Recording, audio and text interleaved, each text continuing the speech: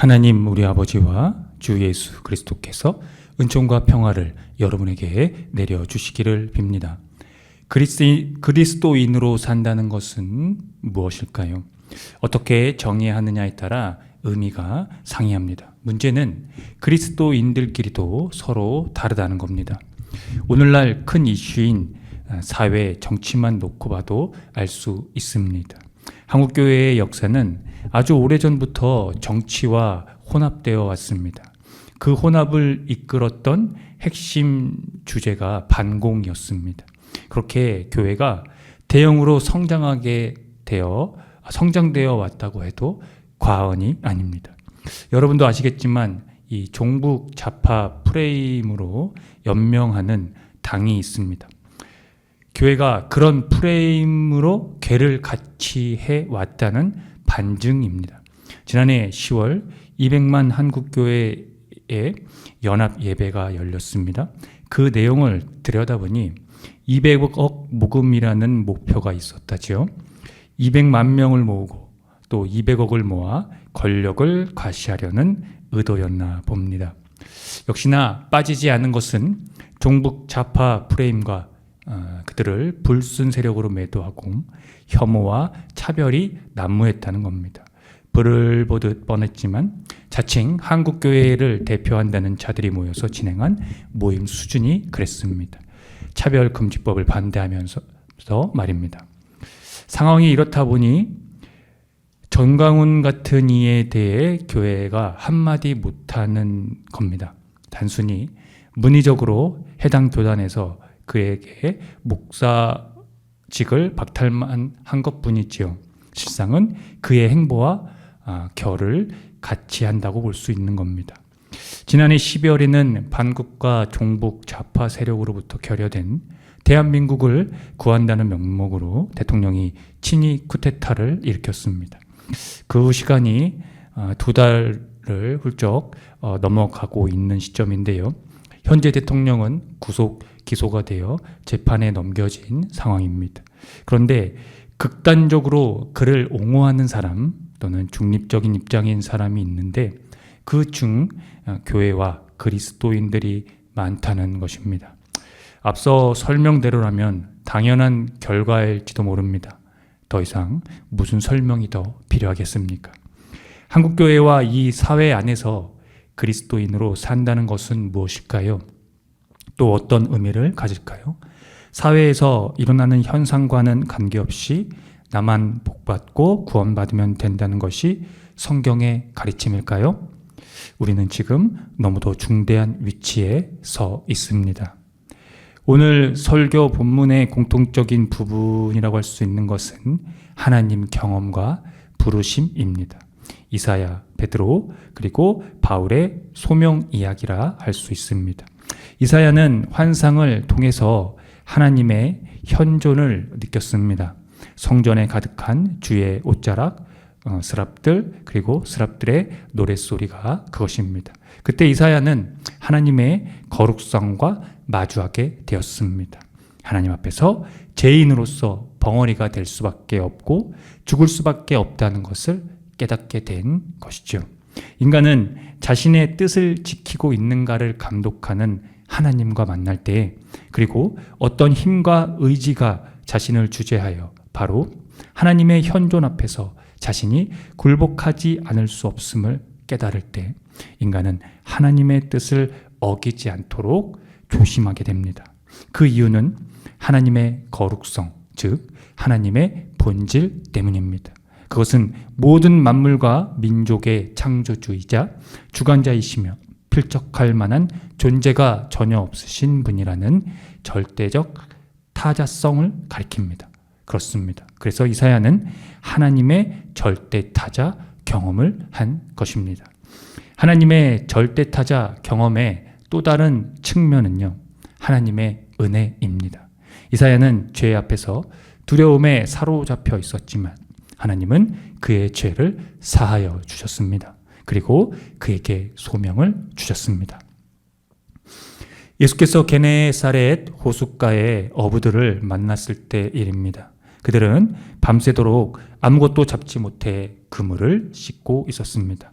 예수께서는 깊은 데로 가서 그물을 내리라고 말씀을 하셨고 베드로는 이에 응했습니다. 그러자 그물이 찢어지고 2배에 가득 채워 배가 가라앉을 지경으로 물살이를 많이 잡게 되었습니다. 이에 베드로가 예수님의 무릎 앞에 엎드려서 자신은 죄인임을 고백하면서 자신을 떠나달라는 요청을 합니다. 예수님 앞에서 죄인임을 인식하게 된 겁니다.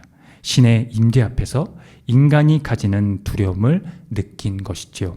이사야의 절대 타자 경험과 괴를 같이 하는 부분입니다.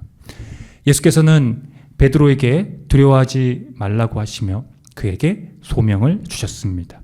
이제부터 사람을 낚을 것이라고 말입니다. 오늘 고린도전서 본문은 복음의 의미를 일깨워 주고 있습니다. 저자는 그가 전한 복음을 헛되이 믿지 않고 그것을 굳게 잡고 있으면 그 복음을 통해 구원을 얻을 것이라고 천명하고 있습니다. 저자가 복음에 대해 다시 일깨워 주고 있는 이유는 다음과 같습니다. 죽은 자는 부활하지 않는다는 견해를 지지하는 자들이 복음의 핵심을 훼손하면서 다른 주장을 했기 때문입니다. 그들은 방언이 천사의 말을 하는 것이라고 생각해서 영성의 궁극적인 상태에 이미 도달했다고 생각한 나머지 부활도 필요 없다며 현재의 삶에 대한 승리주의적 견해를 갖게 된 것입니다.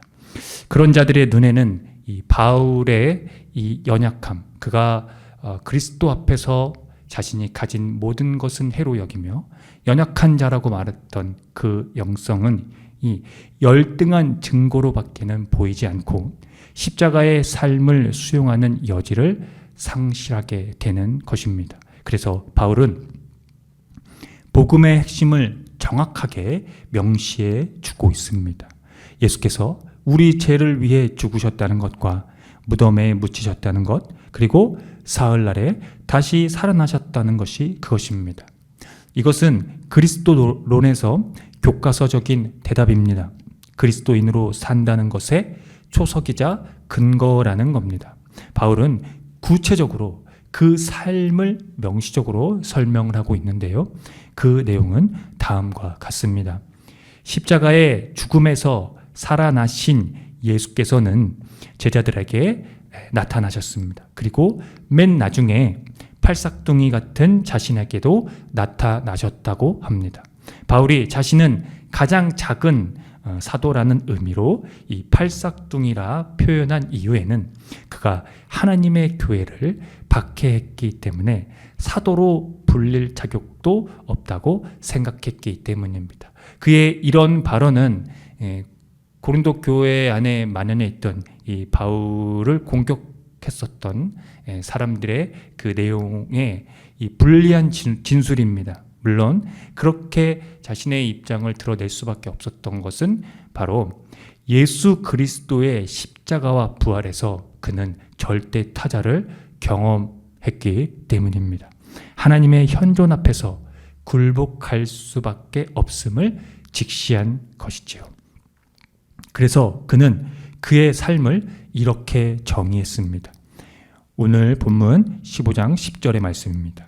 내가 나 된 것은 하나님의 은혜로 된 것이니 내게 주신 그의 은혜가 헛되지 아니하여 내가 모든 사도보다 더 많이 수고하였으나 내가 한 것이 아니요 오직 나와 함께 하신 하나님의 은혜로라. 자신의 삶의 주체가 하나님의 은혜, 즉 하나님이라는 겁니다. 그런데 여러분, 이런 삶 속에 폭력이 들어올 수 있을까요? 이러한 삶 속에 어떻게 불의, 불법, 거짓이 자리할 수 있겠습니까? 그런데 그리스도인이 폭력과 불의와 불법과 거짓으로 살아가거나 혹은 그렇게 사는 자들을 옹호하다니요. 하나님의 은혜를 저버리는 것이 아니면 무엇이겠습니까? 사랑하는 성도 여러분, 하나님의 절대 타자 경험과 소명을 받는 것은 결코 예사로운 것은 아닙니다. 말로는 다 설명할 수 없는 역경과 시대의 절망을 거슬러 올라가야 하는 일이며 자신의 감출 수 없는 죄와 마주해야 하기 때문입니다. 그러나 하나님은 은혜로 우리의 부정한 것을 정화시켜 주십니다.